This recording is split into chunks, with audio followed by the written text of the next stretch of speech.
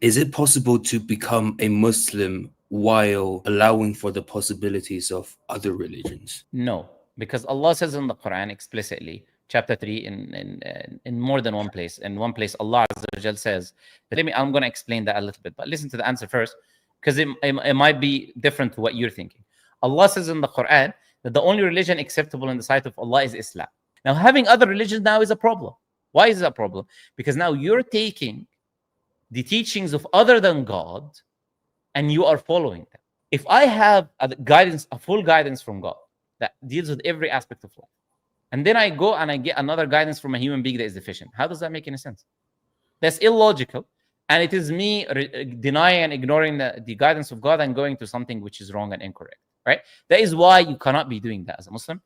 If you believe this is from God, then you follow what God has commanded you to do. You cannot mix and choose. Allah says in the Quran, do not mix the truth with the falsehood. But the Quran says a lot of things about truth and falsehood. So it means truth and falsehood must exist. So Christianity must be there for us to realize that Christianity is false. If the whole world were Muslims, then the word kafir wouldn't make sense. You're missing something there. Yeah. I didn't say there will be no false religions. Your question wasn't there will be false religions and true religions. Your question was follow not only Islam, but also these other religions.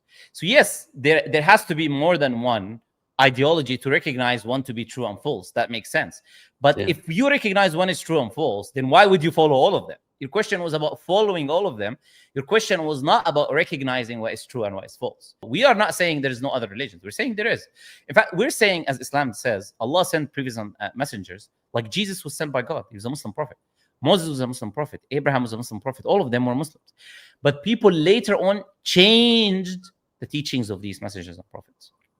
And due to that, you cannot follow something corrupted by humans and leave the ultimate truth that is there from God. So we're talking about following. We're not talking about that there is other religions that exist or they don't exist. Does that make sense? That makes sense. Okay.